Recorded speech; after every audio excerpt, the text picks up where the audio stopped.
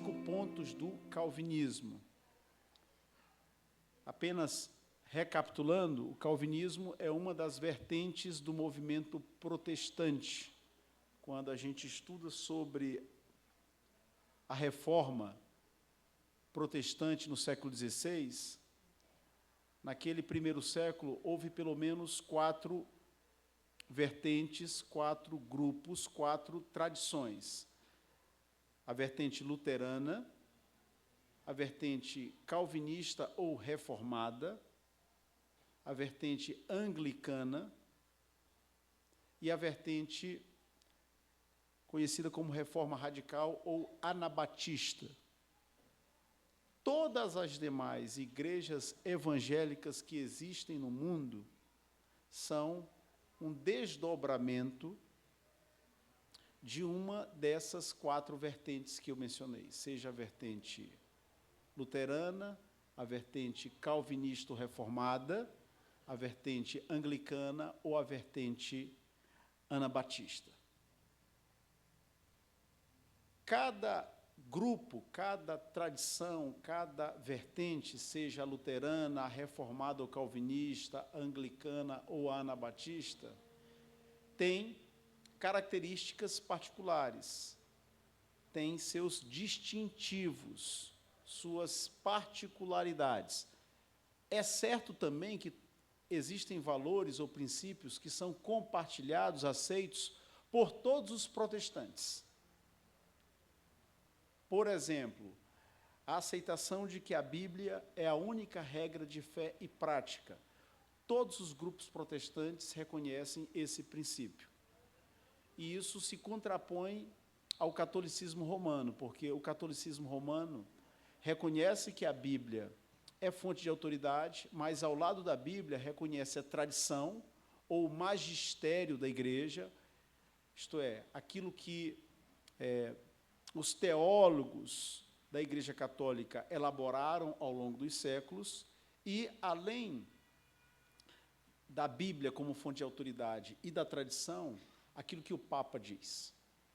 Então, no catolicismo, existem 3 fontes de autoridade: a Bíblia, a tradição e o Papa.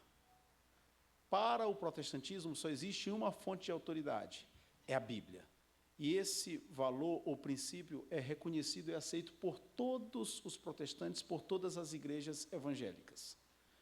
Esse é um exemplo, esse é um princípio, a Bíblia como única regra de fé e prática, como única fonte de autoridade, é um exemplo de um princípio que é aceito por todos os grupos protestantes ou evangélicos.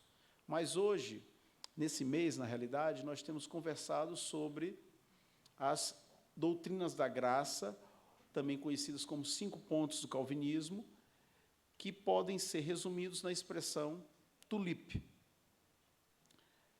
Essas doutrinas são características dos reformados ou calvinistas. Por que tulip? Porque quando a gente pega as 5 letras das expressões ou dos pontos em língua inglesa, se forma esse acróstico ou acrônimo tulip. Ali a gente tem, do meu lado direito, né, em amarelo, a primeira letra de cada ponto em língua inglesa, o que gera a palavra tulip, e a tradução do meu lado esquerdo: depravação total, eleição incondicional, expiação limitada, e o que nós vamos estudar hoje, que são o 4º e o 5º pontos, isto é, graça irresistível e perseverança dos santos.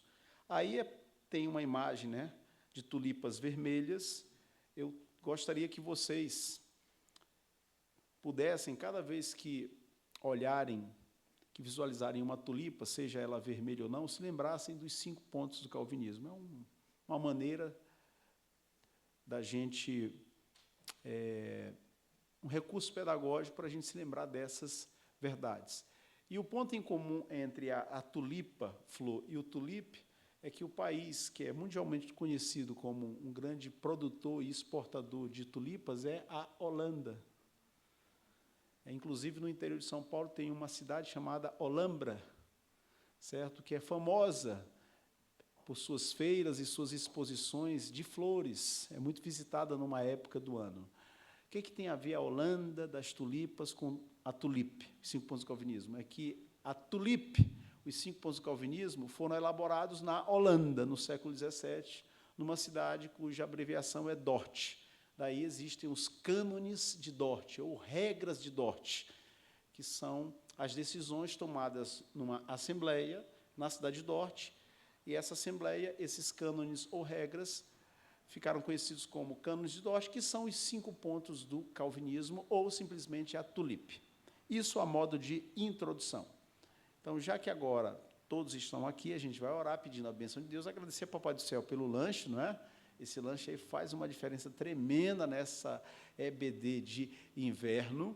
É até difícil passar ali, viu? É até difícil, porque ali a disputa é grande, mas, no final, todo mundo está satisfeito.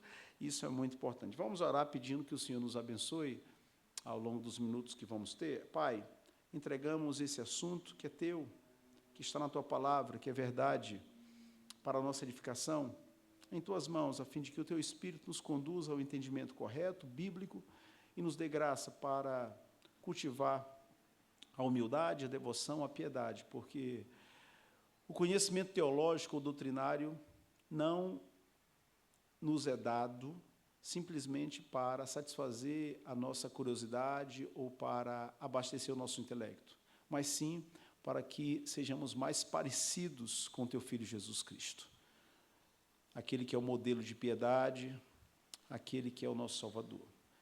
Pedimos assim, te agradecemos pelo lanche e pela escola dominical. Tudo isso fazemos em nome de Jesus, teu Filho, nosso Salvador. Amém. Graça irresistível é o 4º ponto do calvinismo. Já estudamos sobre depravação total, sobre eleição incondicional, sobre expiação limitada. Hoje vamos conversar sobre graça irresistível e perseverança dos santos.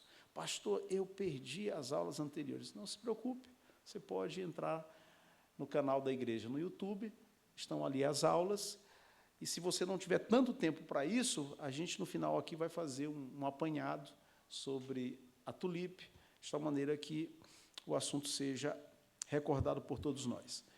4º ponto, graça irresistível. Todos os convertidos que estão aqui, todas as pessoas que estão aqui, que são verdadeiramente convertidas, experimentaram a irresistível graça de Deus.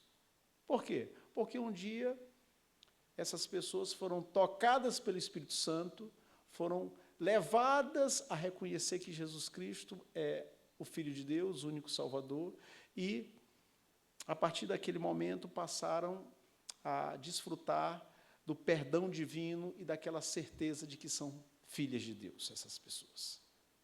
Porque a própria Bíblia nos diz em Romano que o Espírito de Deus testifica em nosso coração que somos filhos de Deus. Passamos a experimentar essa paz espiritual que excede todo o entendimento. No caso de algumas dessas pessoas que foram convertidas, no caso de algumas, por quê? Porque a experiência da conversão, ela não se dá da mesma forma com todas as pessoas. Inclusive, há pessoas já convertidas que não conseguem se lembrar do dia da sua conversão. Se lembram mais ou menos da época. E há outras pessoas que conseguem dizer o dia, o momento e como foi a entrega delas a Cristo. Deus é soberano para salvar e também para estabelecer a maneira como Ele salva cada um. É preciso a gente ter cuidado para a gente não padronizar, não estandarizar, não dizer ou supor, sugerir que a pessoa só se converte se ela chorar, se ela se ajoelhar, se ela sentir tal coisa. Parem com isso. Isso não é bíblico. Eu vou dar um exemplo muito claro no livro de Atos. No livro de Atos, a gente tem registro de pessoas que, quando se converteram, falaram em línguas estranhas. E outras que se converteram e não falaram em línguas estranhas. A gente tem o caso, por exemplo, da conversão de Paulo, então chamado Saulo, que foi o quê? Lançado em terra, quando ia para Damasco, e ficou cego. Quem aqui, no dia da sua conversão, ficou cego? E Deus teve que mandar um Ananias para orar para a pessoa recuperar a visão. Vocês percebem? Dentro da própria Bíblia, a gente tem registro de várias pessoas que foram convertidas de diferentes maneiras por Deus. E isso é maravilhoso, porque a maneira como Deus trabalha na vida de cada um é particular, é única. Usando os mesmos recursos, produzindo o mesmo tipo de resultado, que é a transformação do coração, mas a maneira como Deus opera na vida de cada um, isso depende da santa vontade dele. Mas o fato em comum, o ponto em comum é que todos aqueles que foram convertidos, eles experimentaram a irresistível graça de Deus. Em alguns casos, a entrega a Cristo veio acompanhada de quebrantamento, de grande emoção, e a pessoa foi acometida, ou ela experimentou aquela maravilhosa sensação de alívio espiritual por ter sido perdoada e aceita por Deus. Você se lembra do dia da sua conversão? Quem aqui consegue se lembrar do dia da conversão? Por favor, se você não se lembra, você não está em pecado, você não é menos espiritual, você não é menos crente, porque, como eu disse há pouco, a maneira como Deus trabalha na vida das pessoas é particular. Eu mesmo não me lembro do dia da minha conversão. Quem aqui se lembra do dia da sua conversão? Ariel, várias pessoas. Podem abaixar a mão, obrigado. Outras não se lembram, o que não quer dizer que não sejam cristãs, que não tenham passado pela conversão, mas aí tem a ver com uma série de coisas, como Deus trabalha na nossa vida, e também com a percepção, com a memória. Tem gente que tem uma memória muito afiada, uma memória muito boa para eventos distantes, não tão afiada para eventos ou acontecimentos recentes. Com outras pessoas se dá o contrário, a pessoa ela tem uma memória muito boa para se lembrar dos últimos dias, mas para coisas que aconteceram há anos, aí já começa a falhar. Isso tem a ver com a personalidade, com a idade, com o momento que cada um vive. Vários fatores influenciam na nossa capacidade de se lembrar das coisas. Eu lembro da minha época de conversão. Eu era um adolescente, desde os 7, 8 anos. Eu, com os meus irmãos, que são mais novos, nós fomos criados na igreja, a minha mãe convertida, nos levava à igreja, mas quando eu cheguei na fase da adolescência, eu, na realidade, não era um adolescente, eu era um aborrecente. Não que eu fosse aquele filho perdido assim, que saiu de casa, que experimentou coisas horríveis. Pela graça de Deus, isso não aconteceu. Mas o fato é que eu ia para a igreja, mas eu não queria nada com a igreja. E eu era fanático por futebol. Eu cheguei ao ponto de ir para a igreja com radinho de pilha escondido, certo? E naquela igreja, que foi a nossa primeira igreja, na verdade foi a segunda, acontecia o seguinte: a escola dominical era domingo, 16h. Normalmente, quem acompanha futebol sabe que domingo, 16h, é horário de jogo.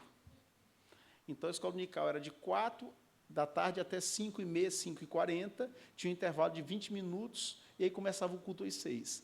Entre a escola dominical e o culto, eu ia no banheiro, ligava o radinho para saber se o time campeão, aquele único que é verdadeiro, o único que é potência, certo? A gente não vai aqui revelar qual é esse time para evitar confusão, para preservar a comunhão cristã, se ele estava ganhando. Tá. O fato é que eu estava na igreja, mas eu estava perdido. Eu, por exemplo, me lembro de um dia, na classe ali de adolescentes e jovens, ficavam todos juntos, porque era uma congregação, era uma igreja pequena, e aí o dirigente da congregação, que era um seminarista, ele fez assim, tinha uma pergunta na aula, na revista escola dominical, que era uma pergunta assim, a última pergunta do estudo era, a pergunta dizia mais ou menos o seguinte: hoje, olhando para a sua condição espiritual, você está salvo ou perdido? Aí o seminarista, o professor da classe, o dirigente da congregação, ele foi perguntando: Jade, Max, Rubro-Negro, desculpa, Paula, Misael, Aí cada um ia dizendo, sim, salvo, salvo, salvo. Quando chegou na minha vez, eu falei, perdido. Aí o cara, perdido, falou, perdido. E tem mais gente aqui que está perdido e que diz que está salvo. Olha o nível de pecaminosidade. Quer dizer, o cara não apenas está perdido, como ele também cutuca outros. Pois bem, no ano 94, na final do Campeonato Carioca, aquilo ali foi um quadrangular, o campeonato se desenhou da seguinte maneira: se o Vasco ganhasse, eu não gosto nem de falar essa palavra, se esse time ganhasse, era campeão. Se o outro, que eu também vou evitar o nome, certo, das três cores, ganhasse, era campeão. E se desse empate, o melhor, o rubro-negro, o Flamengão, ia ser campeão. O Vasco ganhou. Terminado o culto, na rua da congregação, na esquina havia uma padaria. Nesse dia eu não estava com radinho de pilha. Quando eu cheguei na padaria, o jogo estava terminando, o Vasco ganhando, o Fluminense. Nem para isso vocês servem, viu? Para dificultar a vida do Vasco. Eu fiquei ali vendo os últimos minutos, o Vasco ganhou, eu fiquei fazendo hora ali na padaria, porque eu sabia que meus colegas de rua, estariam na minha casa para tirar onda com a minha cara. Então, eu fiquei fazendo hora ali na padaria. Nisso, o seminarista, o dirigente da congregação, se despediu do pessoal, fechou a igreja, está voltando para casa, me olha na padaria. Aí ele para. Obviamente, ele já sabia que eu estava na igreja, mas eu estava perdido na igreja. Ele para, puxa um papo, certo? O que você está fazendo aí? Eu dei uma miguelada, dei uma conversada e tal, estava aqui passando o jogo, fiz o término do jogo, e ele propôs, você não gostaria de fazer um discipulado, estudar a Bíblia? Irmãos, eu, por educação, eu aceitei, porque eu não tive coragem de dizer não, né, ao pastor da igreja, né, porque, apesar de ser seminarista, era o pastor da igreja, da congregação.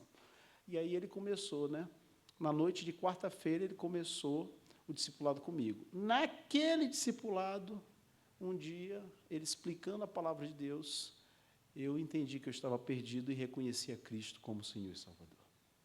E eu não lembro assim o dia, o mês, mas eu lembro o ano, foi no ano de 94, e eu me lembro que naquela noite eu tive uma sensação de paz muito grande. Inclusive, eu chorei naquela ocasião, porque eu entendi que realmente eu estava perdido e que o meu Salvador era Cristo Jesus. Voltando para a graça irresistível, essa foi a maneira como a graça de Deus se mostrou o quê? Irresistível, determinante na minha vida. Por isso é que eu comecei a aula há pouco dizendo que todos aqueles que são convertidos já experimentaram um dia a graça irresistível de Deus. Por quê? Porque um dia foram levadas essas pessoas pelo Espírito Santo a reconhecer que Jesus Cristo é o Filho de Deus e é o único Salvador. Portanto, a conversão é a expressão, quando uma pessoa se converte, a conversão é a expressão visível do que se convencionou nomear graça irresistível. Porque quando a gente fala de graça irresistível, né, esse quarto ponto do calvinismo, a graça irresistível tem a ver com o poder de Deus para converter os seus escolhidos, as suas ovelhas. Ou seja, esse assunto tem a ver com salvação individual. E faz todo sentido falar de graça irresistível, por quê? Porque a gente tem vários textos bíblicos que falam, expressam, que revelam essa verdade. Por exemplo, em Romanos, capítulo 8, versículos 29 e 30, nós lemos o seguinte: porquanto aos que de antemão conheceu amou, né? Essa é a ideia, assim como Deus havia amado a Jacó e se aborrecido de Esaú. Porquanto aos que de antemão conheceu, também os predestinou, quer dizer, os escolheu para serem conformes à imagem de seu Filho. Notem como Jesus é a nossa referência, é o nosso modelo. A fim de que ele seja o primogênito entre muitos irmãos. Por isso é que, num certo sentido, Jesus é o nosso irmão mais velho. E aos que predestinou, aos que escolheu, olha o que o texto diz, eu estou lendo a Bíblia, tá bom? A esses também chamou. E aos que chamou, a esses também justificou. E aos que justificou, a esses também glorificou. Então, aqueles a quem Deus, antes da fundação do mundo, predestinou ou escolheu, na mente de Deus, porque para Deus, diferente de nós, não existe passado, presente e futuro. Para Deus tudo é presente, porque Ele não está preso ao tempo e ao espaço. Deus é eterno. Ele sempre é. Então, na mente de Deus, aqueles que foram predestinados já estão, por decreto, glorificados. Agora, para nós, que somos seres humanos presos, estamos dentro do tempo e do espaço, as coisas, elas têm que ter um início, um meio e um fim. Por isso que a gente fala de ontem, hoje e amanhã. Então, para nós, na nossa perspectiva, como é que a coisa se dá? Aqueles que um dia, antes da fundação do mundo, foram escolhidos, em uma ocasião que Deus estabelece, essas pessoas vão responder de maneira positiva à pregação do Evangelho.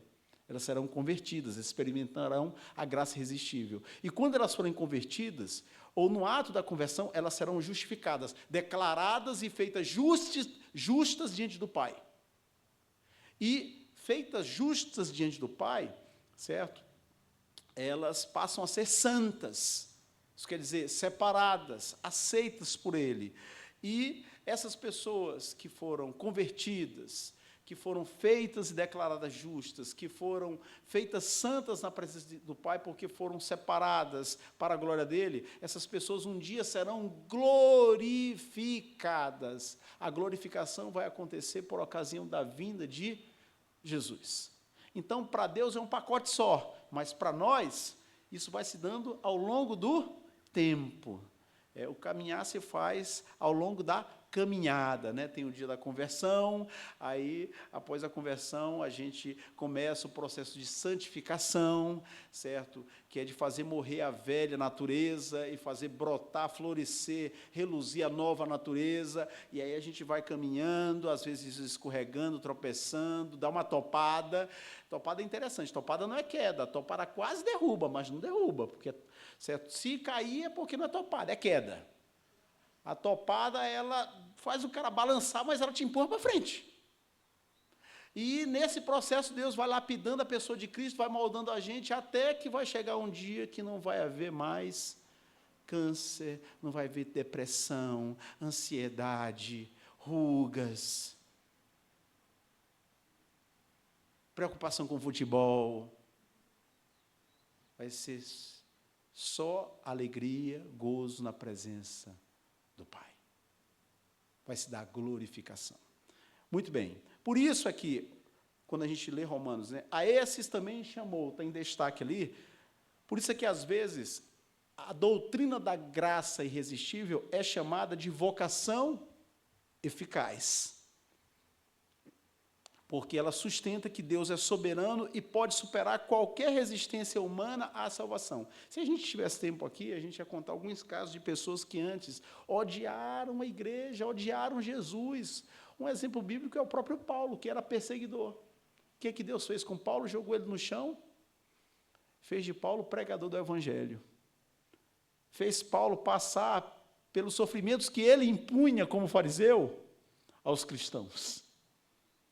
Então, a graça de Deus realmente é soberana. Quando Deus quer agir, ninguém pode conter, ninguém pode impedir a ação do Senhor.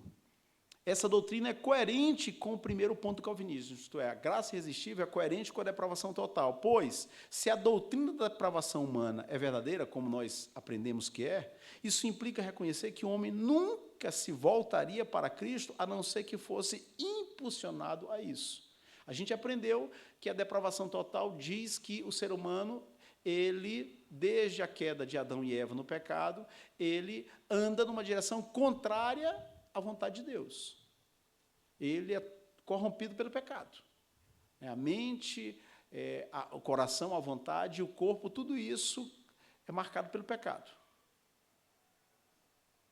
Se Deus não tivesse operado na nossa vida, a gente seria como o urubu. O urubu gosta de meter a cara na carniça, na carne podre. Oferece para o urubu um filé. Oferece para o urubu um caviar. Não, isso aqui é uma geleia francesa. Não, ele vai querer o lixo, a podridão. Por quê? Porque é a natureza do urubu. A nossa natureza, a nossa tendência natural, sem Deus na nossa vida, é ficar metido, enfiado, encharcado no pecado. Mas aí Deus, em sua graça, nos visita, transforma o coração de pedra em coração de carne, nos dá o Espírito Santo, e aí a gente passa a entender que a gente tem que evitar aquilo que a nossa natureza sugere, que aquilo que a nossa natureza quer, e a gente tem que caminhar em santidade na presença de Deus. Então, Se a doutrina da depravação total reconhece isso, faz todo sentido que a salvação pertença só a Deus. Porque se não fosse a intervenção de Deus, a gente jamais se voltaria para Ele. Deu para entender? Muito bem. Nos termos da Confissão de Fé de Westminster, que é nosso manual doutrinário, é o livro que nos ajuda a entender certos assuntos da Bíblia, essa doutrina é assim apresentada. Todos aqueles que Deus predestinou para a vida, e somente estes, a Ele lhe agrada em seu tempo, em seu tempo. Uns se convertem na infância, outros na adolescência, outros na velhice, outros pendurados na cruz, como foi aquele ladrão, outros, né, no leito de morte. É o tempo de Deus. A Ele lhe agrada em seu tempo chamar eficazmente pela sua palavra e pelo seu Espírito, tirando-os por Jesus Cristo daquele estado de pecado e morte em que estão, por natureza, e transpondo-os, ou seja, transportando-os para a graça e salvação. Isto Ele o faz, iluminando os seus entendimentos espiritualmente, a fim de compreenderem as coisas de Deus para a salvação. Enquanto Deus não tirar a venda espiritual dos nossos olhos, nós não vamos entender e aceitar a beleza do Evangelho e as verdades da sua palavra. Tirando-lhes os seus corações de pedra e dando-lhes corações de carne, renovando as suas vontades e determinando-as pela sua onipotência para aquilo que é bom e atraindo-os eficazmente a Jesus Cristo, mas de maneira que eles vêm muito livremente, sendo para isso dispostos pela sua graça. Quer dizer, Deus muda o chip, muda o coração, não é? E implanta em nós uma vontade que faz com que nós desejamos, de maneira espontânea, andar em santidade. Isso significa que o processo de santificação é fácil? Não, não é. É remar contra a maré. Porque mesmo convertido, mesmo com o Espírito Santo, mesmo conhecendo a palavra, você tem aqueles impulsos da velha natureza. E a Bíblia diz que cada um é tentado segundo a sua própria cobiça. Uns são muito vulneráveis, são muito sensíveis na área sexual. Outros são muito sensíveis, muito vulneráveis na área da jogatina, do jogo.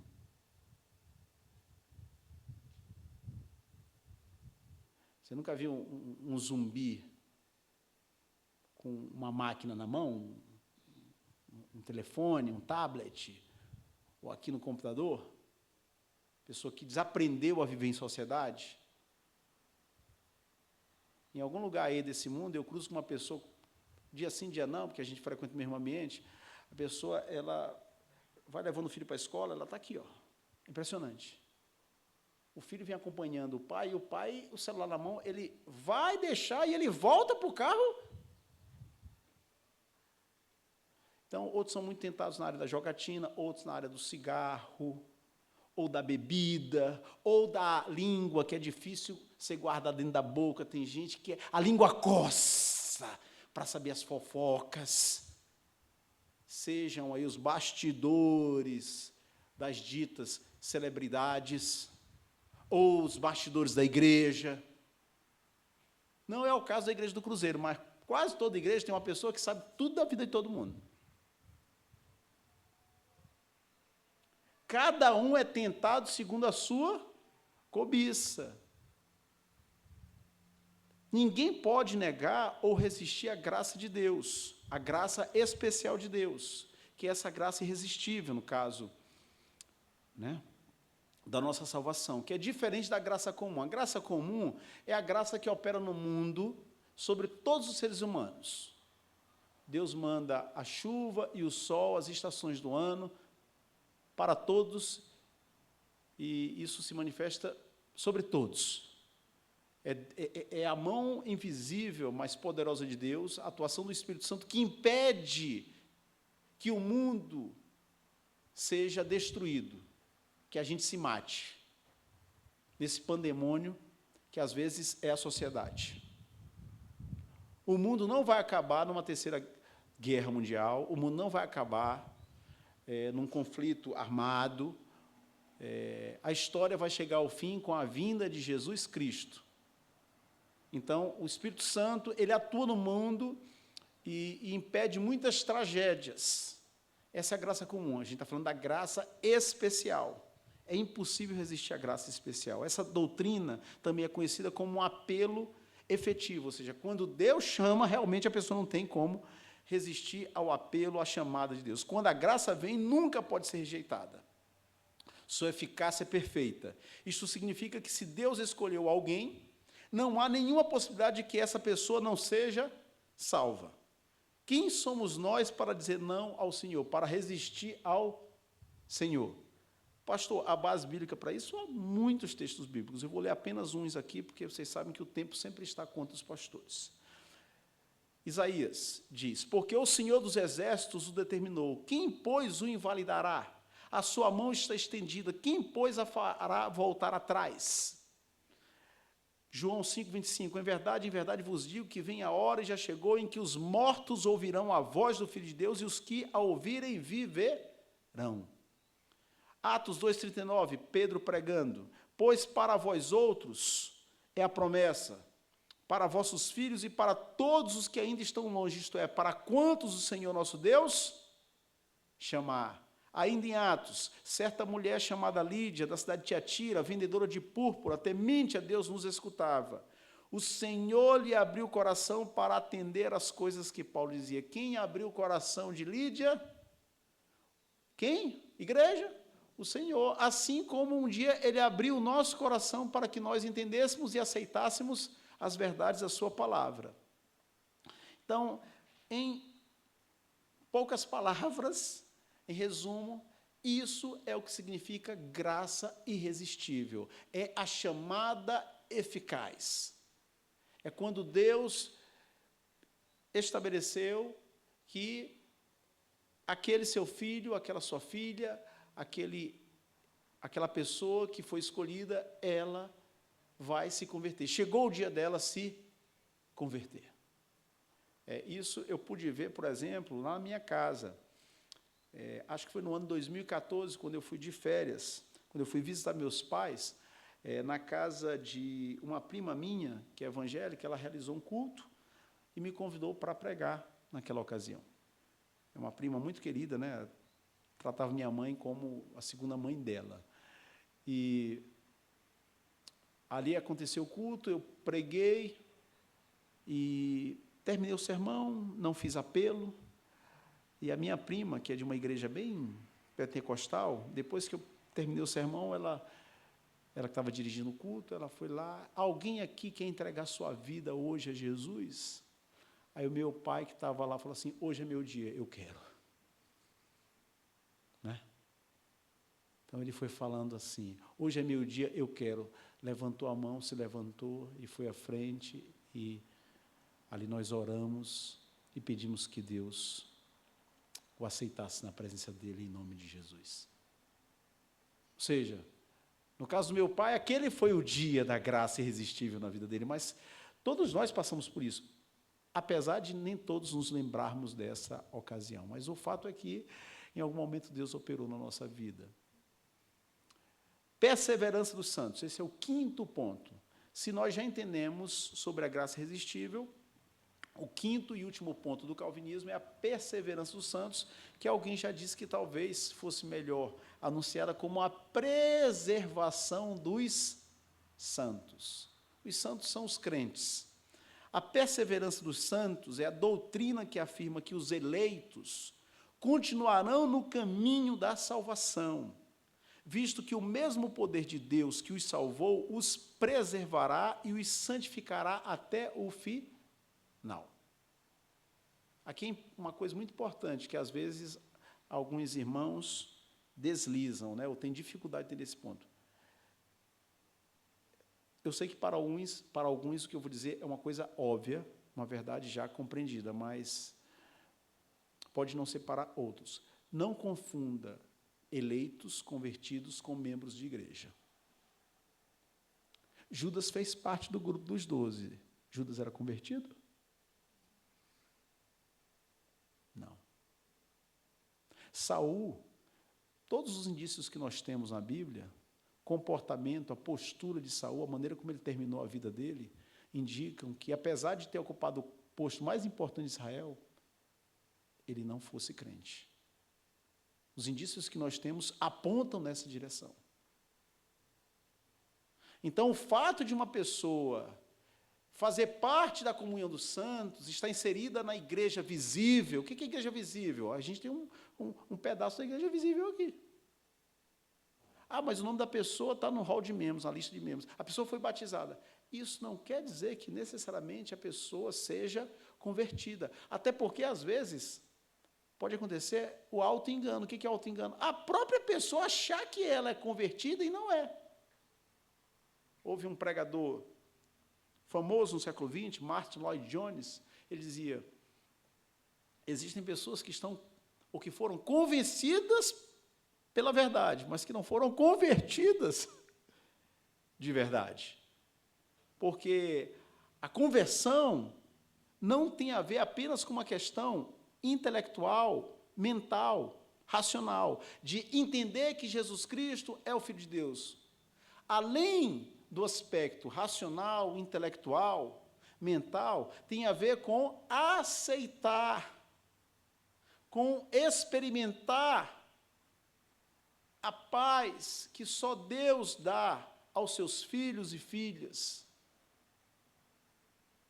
Ter aquela convicção de que agora nós podemos nos relacionar com Deus Pai, porque há um mediador, há um caminho, há uma estrada, que é Jesus Cristo, que nos trouxe para os seus braços.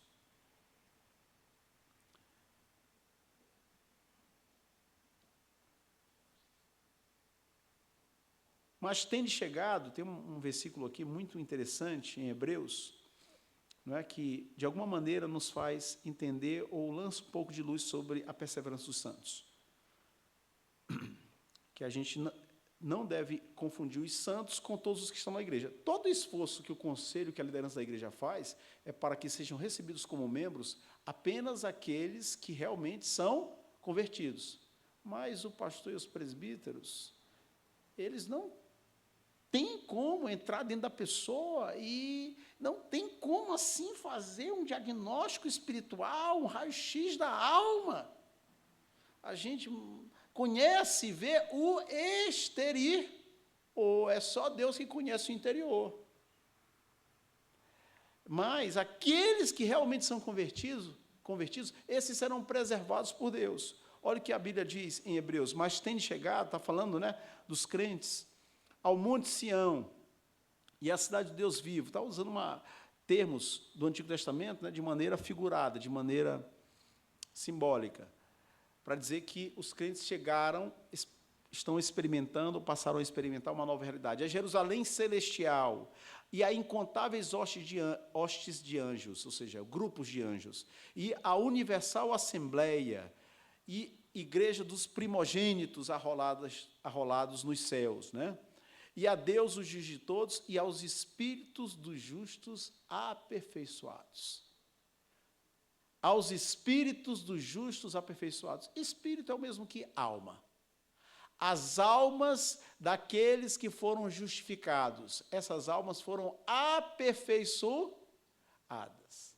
Quer dizer, quando a gente se converte, né, um dia na história, Deus vai lapidando, Deus vai trabalhando, é o processo de santificação, né, vai tirando cada vez mais o mundo de nós. Se na conversão Deus nos tira da lama, na santificação Deus vai tirando a lama da gente. Só que por mais que a gente trabalhe, se esforce, ore, jejue, leia a Bíblia, participe de tudo na igreja, se envolva em várias ações aí do reino de Deus, a gente não vai chegar à perfeição espiritual.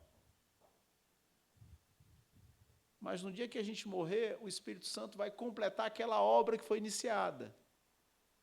E aí nós entramos na presença de Deus aperfeiçoados, porque Deus é perfeito, Ele é perfeitamente justo, santo, Ele não pode aceitar impureza na presença dEle. Então, Deus nos aperfeiçoa. Em outras palavras, Ele completa a obra que havia sido iniciada. Isto é, os espíritos dos santos ou dos justos aperfeiçoados. a perseverança dos santos, é uma das verdades mais confortadoras de toda a teologia cristã. Por quê? Porque pela poderosa graça divina, os que foram escolhidos serão glorificados. Ou seja, a obra de Deus não fica como muitas obras no Brasil, inacabadas. A gente bate perna por esse Brasil, roda aí cidade, estado, o que a gente vê de hospital que não foi terminado, a Transamazônica, obra inacabada, é um absurdo. Às vezes começa um governo, aí entra outra legenda, não vai terminar a obra que ficou inacabada, para não dar pontinho, para não dar visibilidade, para não dar... não colaborar com o governo, com outro partido, com aquele outro candidato. Até hoje tem obra de metrô que começou a ser feita para a Copa de 2014, que não está funcionando até hoje, que não foi terminada. Isso é uma vergonha para o nosso país. Nesse sentido, isso aqui, para ficar ruim, tem que melhorar muito. Vocês entenderam o que eu estou falando? Para ficar ruim, isso aqui tem que melhorar muito. Porque muitas vezes as pessoas governam como elas querem, infelizmente. Vamos fechar aqui essa pauta, vamos voltar para o assunto da aula. O que Deus faz não é como a ação dos homens, que é imperfeita e muitas vezes não chega ao final. Aquilo que Deus começou, Ele vai terminar. Pela poderosa graça divina, os que foram escolhidos serão glorificados, a obra será terminada. Os escolhidos, isto é, os únicos verdadeiramente salvos, perseverarão até o fim. Perseverar é o quê? É se manter no caminho. É permanecer na estrada. Olha o que Paulo diz aos Filipenses: estou convencido precisamente disto, que aquele que começou a boa obra em vós a aperfeiçoará até o dia de Cristo Jesus, até o dia que Cristo voltar. Em outras palavras, aqueles que Deus escolheu para a salvação sustentarão a confissão feita na conversão até a morte. Isso não quer dizer que a pessoa não vai passar por avarias, por problemas, por lutas, por dificuldades, que ela não vai escorregar, que ela não vai dar umas topadas, umas cabeçadas. Não, a própria experiência cristã mostra que nós ainda falhamos. Só que há um limite para esse escorregão, há um limite para esse deslize. E esse limite é posto pelo próprio Espírito Santo. Por exemplo, um eleito, um convertido, ele jamais pode praticar o pecado imperdoável, que é a blasfêmia contra o Espírito Santo. Por quê? Porque o Espírito Santo não permite que ele dê esse passo. Vou explicar isso mais à frente. A confissão de fé diz o seguinte: quem Deus aceitou em seu amado e que foi efetivamente chamado e santificado pelo seu Espírito, não pode cair completa ou definitivamente do estado de graça. Observe essas duas palavras. Não pode cair completa, ele pode cair parcialmente. Ou de maneira definitiva do estado de graça. Ou seja, não perde a salvação, mas deve seguramente perseverar nele até o fim, e serão salvos eternamente.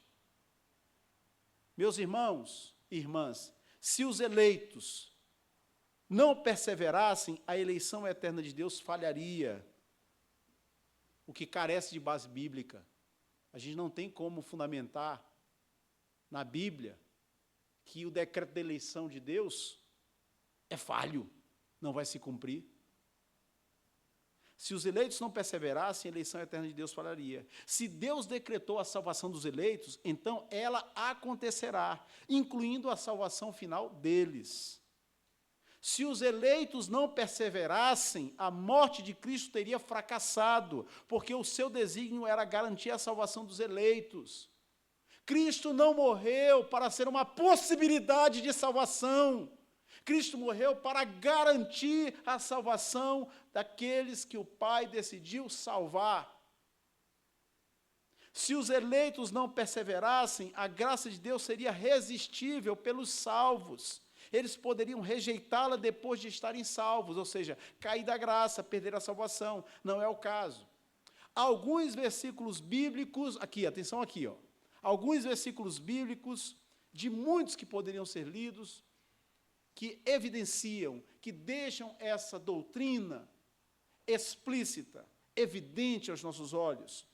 Jeremias, farei com eles aliança eterna, segundo a qual não deixarei de lhes fazer o bem, e porei o meu temor no seu coração, para que nunca se apartem de mim. Evangelho de João, em verdade vos digo, quem ouve a minha palavra e crê naquele que me enviou tem a vida eterna. Não entra em juízo, mas passou da morte para a vida.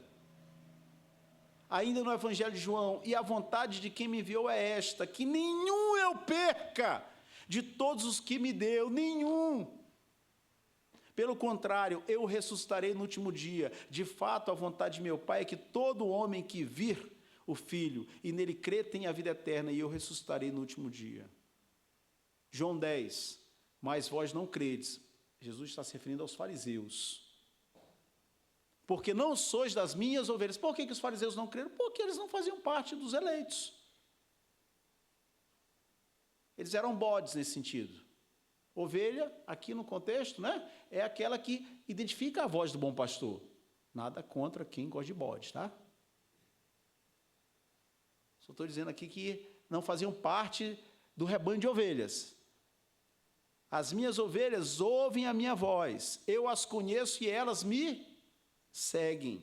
Eu lhes dou a vida eterna, jamais perecerão, e ninguém as arrebatará da minha mão. Aquilo que meu Pai me deu é maior do que tudo, e da mão do Pai ninguém pode arrebatar. Sabe por quê, meu irmão, minha irmã? Você pode ter certeza da sua salvação? Porque nada nem ninguém pode arrebatá-lo da mão de Deus.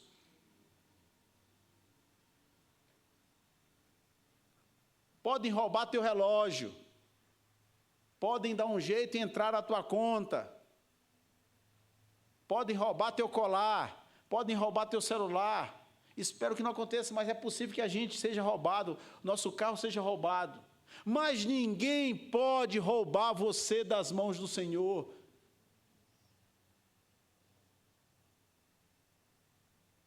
Porque o braço de Deus é poderoso e suficientemente forte. Pastor, legal. Até aqui está claro. Mas só tem uma coisa, pastor, que eu não entendi.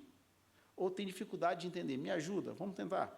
Por que, à luz desses textos, tantos crentes creem na possibilidade de perda de salvação?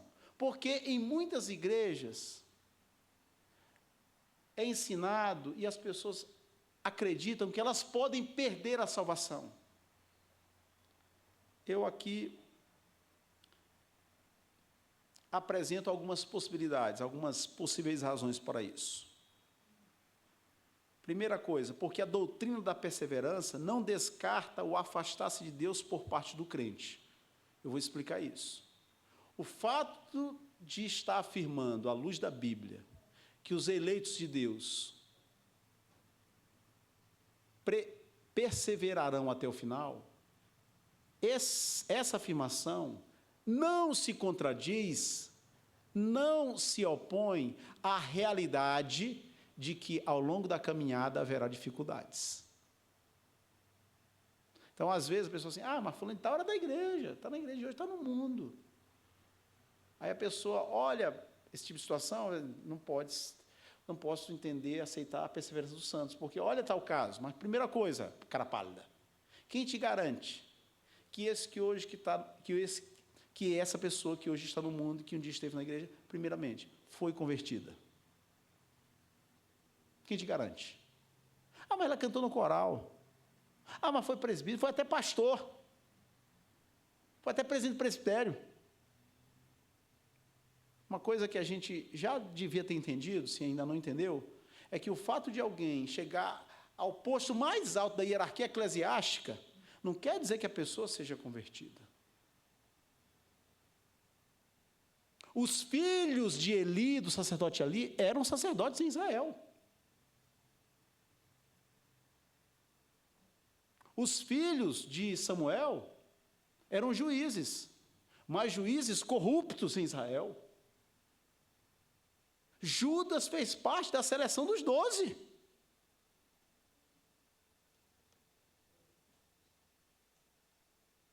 Então, tem gente que confunde aquilo que os olhos contemplam com a afirmação dessa doutrina. Uma coisa, outra coisa. Essa doutrina rejeita, a doutrina da perseveração dos santos, rejeita a possibilidade de alguém professar ser crente e viver em um suposto estado de afastamento de Deus por muitos anos, sem enfrentar a mão disciplinadora de Deus. Mas esta doutrina não descarta o afastar-se de Deus, ou seja, ter crises na fé, ter momentos de esfriamento espiritual. Lembram de Davi? Numa certa ocasião, Davi, rei de Israel, devia estar junto ao exército, porque era o costume naquela época que o rei acompanhasse o exército quando o exército estava em batalhas, em guerras. Onde é que Davi estava? No palácio. Acordou tarde, lindão. Hein, Joel? Ocioso. E ele foi para a varanda do palácio. E aí ele viu uma mulher que a Bíblia diz que era formosa. Se a Bíblia diz que aquela mulher era formosa, vocês imaginem a beleza que aquela mulher devia ter. Mas o problema de Davi não foi a primeira olhada, porque a primeira olhada não foi intencional. Ele estava ali ocioso, foi na varanda do palácio, e aí bateu os olhos no horizonte e viu uma mulher muito atraente aos olhos. O problema de Davi foi ter mantido os olhos naquela mulher. E aí passou a cobiçá-la. Aí foi perguntar, quem é aquela? É Batseba, esposa de Urias. Tomou conhecimento. Um passo além, mandou chamá-la. Passo além. Se deitou com ela. Ela também errou. Porque ela não foi estuprada, ela não foi violentada, ela consentiu. E há quem diga que o primeiro erro dela foi ter tomado banho num local onde ela podia ser vista por outras pessoas, porque pela topografia de Jerusalém, o palácio ficava na parte mais alta. Ela era linda, ela não sabia da beleza dela, que ela era bonita, que quando ela passava, alguns homens a olhavam, aí ela tomou banho, só que a Bíblia não diz isso. Então, é por isso que alguns sugerem que ela foi imprudente. Sendo ou não, havendo sido ou não imprudente, um fato a gente não pode negar. Quando ela foi apresentada diante do rei, ela consentiu com a paixão infame e diabólica dele, porque ela era casada. E ele também já tinha esposas, no plural, já estava em pecado. E aí, engravidou, não se descobre uma gravidez no dia seguinte ao ato sexual. Passam algumas semanas, não é não, gente? Quem aqui é pai sabe disso. E aí ele monta todo aquele teatro, vocês sabem da história, coloca lá Urias, chama Urias não vai para casa, não se deita com Batseba, aí ele manda Urias de volta para o campo de batalha, levando uma carta, pediu para Joabe colocar ele na posição, na linha de frente. Urias é morto e Davi o que é? Está viúvo agora, chamou para casa, né? Aí diz a Bíblia que isso que Davi fez não foi agradável aos olhos do Senhor. Aí Deus mandou um profeta, o profeta Natan. Natan chegou lá e contou uma história para Davi. Olha o senso de justiça de Davi. Ah, o homem que fez isso, o homem dessa parábola tem que ser morto. Natan, tu és o homem. Tu és o homem. Aí, Davi cai em si. A criança nasce, é acometida de uma doença e Davi fica dias orando e jejuando. Mas a criança morreu. Aí Davi conseguiu cair em si, e talvez nesse contexto ele tenha escrito alguns salmos, talvez Salmo 32. É possível que um crente experimente uma fase de esfriamento espiritual e haja como Davi agiu? É. Mas em algum momento ele vai ser confrontado e vai responder positivamente à confrontação de Deus. Ele vai reconhecer o que ele fez e vai se voltar para o Senhor e pedir perdão. O afastamento de Deus pode ocorrer entre os crentes. Todavia, a doutrina da perseverança diz que o verdadeiro crente não ficará permanentemente nesse estado. Se ele permanecer, tal crente deve colocar um grande ponto de interrogação ao lado da sua profissão de fé, ou seja, essa pessoa deve questionar se realmente ela conheceu ao Senhor, se ela realmente foi convertida. O calvinismo não apoia a ideia do crente carnal. Essa é uma ideia muito comum em alguns círculos evangélicos no Brasil. É a ideia do crente carnal, aquela pessoa que se converteu, mas agora ele está na carne. Isso aí não tem sustentação bíblica.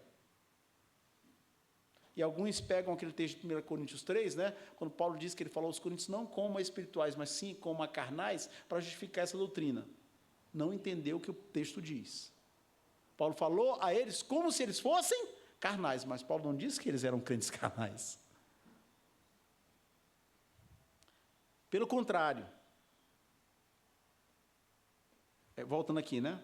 O calvinismo não apoia a ideia do crente carnal. Não há salvação, irmãos, onde não há perseverança. Pelo contrário, onde há salvação, ali haverá perseverança. Por quê? Porque a pessoa é habitada pelo Espírito Santo, ela conhece a verdade de Deus, o temor de Deus está infundido em sua alma, e ela, em algum momento, o carro vai pegar, mesmo que seja, nem que seja no tranco. Ela vai cair em si, e vai dar um passo atrás, e vai se voltar para Deus arrependida. 1 Coríntios 1,9, o qual também vos confirmará até o fim, para seres irrepreensíveis no dia de nosso Senhor Jesus Cristo. Fiel é Deus, pelo qual fostes chamados à comunhão de seu Filho, Jesus Cristo, nosso Senhor. Essa doutrina, estamos finalizando a aula, que garante que seremos preservados até o fim, não sugere que viveremos ilesos ou sem sofrimento a vida, sem sofrimento, né, na vida cristã. Por isso é que Paulo diz, na primeira carta aos Coríntios, no capítulo 3, cada um veja como edifica. O fundamento é Jesus, o alicerce é Jesus. Agora, como cada um vai construir o edifício, que é a vida cristã, tem a ver com a santificação, cada um tem que atentar. Porque ninguém pode lançar outro fundamento além do que foi posto com Jesus Cristo. Contudo, se o que alguém edifica sobre o fundamento, sobre o alicerce, é ouro, prata, pedras preciosas, materiais valiosíssimos e resistentes ao fogo, ou madeira, feno é aquele capim seco que aparece naqueles filmes dos Estados Unidos, né, que ficam naqueles galpões, que é a comida para o animal. Feno ou palha, que são materiais mais baratos e que não resistem ao fogo, manifesta se tornará a obra de cada um. O texto aqui não está falando de salvação, está falando de santificação. Ou seja, cada um tem que ver como constrói o edifício da sua vida. O alicerce é Cristo. Agora, se um vai dar o melhor, se um vai vestir a camisa e suar a camisa, se um vai trabalhar pela obra, se um vai realmente se esforçar para mortificar o pecado e se tornar cada vez mais parecido com Cristo, ou se um vai na maciota, deixa a vida me levar, vida leva eu.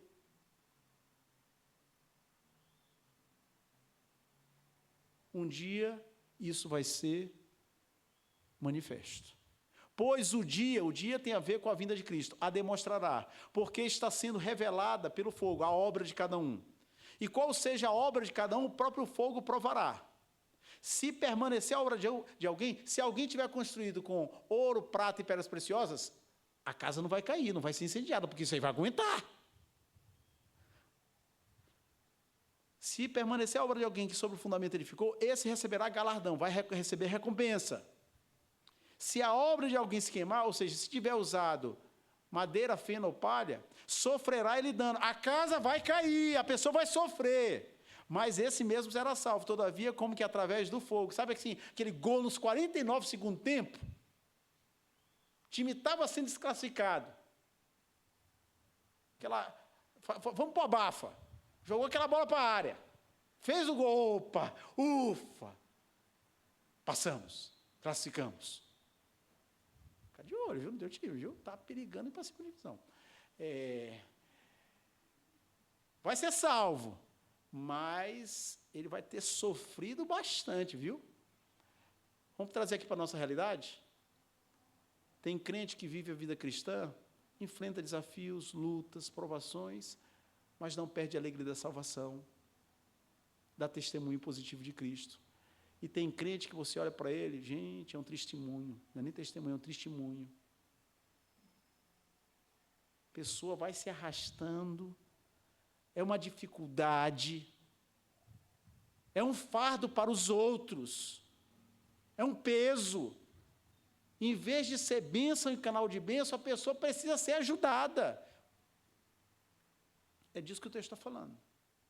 Segunda razão pela qual alguns não entendem corretamente essa doutrina, porque ocorrem interpretações errôneas de versículos bíblicos. Vou dar um exemplo. Eu poderia aqui citar vários, mas o tempo não permite. Por exemplo, a pessoa lê lá o que Davi diz no Salmo 51, 11. Não me repulses da tua presença, nem me retires o teu Santo Espírito. Olha aí, ó. Olha o que Davi está dizendo. Senhor, não me retire o teu Espírito. Quer dizer, se o Espírito sair, a pessoa perdeu a salvação. Aí a pessoa conclui o quê? Que o crente pode se afastar da presença de Deus e o Espírito Santo sair e a pessoa perder a salvação. Não. Quando a gente estuda sobre a obra do Espírito Santo na Bíblia, o Espírito Santo tem várias funções. Uma delas, capacitar as pessoas para determinados ministérios. Por que que quando alguém ia assumir o trono de rei em Israel, e assumir a cadeira real, tinha que ser ungido? A unção, o azeite ou o óleo derramado representava a bênção de Deus, a capacitação de Deus. O que havia acontecido com Saul, o rei que havia antecedido Davi? Chegou um momento que Saul fez tanta besteira, que Deus se desagradou de Saul, e Deus o quê?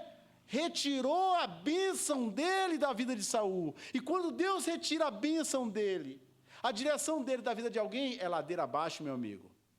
É carro sem freio. Como é que Saul terminou a vida dele? Horrivelmente, até se matou. Sofreu Saul, sofreu a família de Saul, sofreu o povo de Israel. Davi caiu em pecado? Caiu.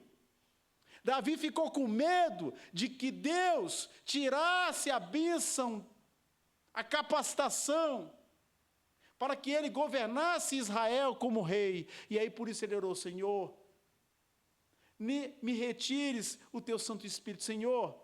Não tira de mim a tua condução, a tua direção. O texto está falando de salvação, o texto está falando de bênção, de direção, de instrução, capacidade espiritual para conduzir o povo como rei de Israel. Outro texto que o pessoal também confunde. Ora, 1 Timóteo 4:1, o Espírito afirma expressamente que nos últimos tempos alguns apostatarão da fé, por obedecerem espíritos enganadores e ensinos de demônios. Aí a pessoa lê esse versículo, olha aí, ó, alguns apostatam, alguns deixam de seguir Jesus. Por quê? Porque negam a fé. Só que esses que fazem isso nunca foram convertidos. Eles estavam na igreja, aceitaram a fé, ou seja, a pregação pública do Evangelho, que no certo sentido é fé. Por isso é que Paulo fala, né, que a fé vem pelo ouvir e ouvir a palavra de Deus. E naquele mesmo capítulo 10 de Romanos, ele também chama a palavra de Deus de palavra da fé. Judas 3, né, conclama os crentes a lutar pela fé que uma vez por todos foi entregue aos santos. Então, pessoas religiosas podem apostatar da fé, mas um verdadeiro crente jamais vai apostatar da fé, jamais ele vai abandonar ao Senhor dele. Então, por essas razões, algumas pessoas têm dificuldade, ou mesmo negam, não reconhecem, não entendem, não aceitam a doutrina da perseverança dos santos. Conclusão: a Tulipe, 5 pontos do calvinismo, não pretende substituir a Bíblia, mas ser um reflexo dela. É um recurso pedagógico para nos ajudar, é um recurso a entender melhor as verdades da palavra de Deus. Assim como Isaac Newton não inventou a lei da gravidade, mas enunciou a lei. Na realidade, o que o Newton fez? Ele descobriu que tinha um fenômeno. a gravidade. E aí ele batizou esse fenômeno, não é? Como lei da gravidade. Assim como Newton não inventou a lei da gravidade, mas enunciou a lei, Agostinho, Calvino e os cânones de Dort não inventaram essas doutrinas. O Senhor estabeleceu essas gloriosas verdades em sua palavra, e somente Ele merece glória por elas. O que Agostinho, Calvino e os homens da Assembleia de Dort fizeram foi reconhecer que essas verdades são bíblicas e organizá-las em um documento. A tulipe pode ser resumida assim: depravação total, todos nós somos maus. Eleição incondicional, não fizemos nada de bom para sermos eleitos. É graça pura do Senhor. Expiação limitada, Cristo morreu pelos pecados dos seus, das suas ovelhas, daqueles a quem o Pai elegeu. Graça irresistível, ninguém pode resistir à graça salvadora. Perseverança dos santos, aqueles que realmente são escolhidos perseverarão até o fim. Pessoal, deu para entender? Está claro isso? Legal. São 11h15. Se alguém tiver alguma dúvida, a gente vai orar, vai terminar a aula, não é? Para liberar o pessoal para o almoço, para a conversa ali no pátio, certo? Para a atualização de como foi a semana, como foi a rodada ontem do Brasileirão, certo? Se quiser.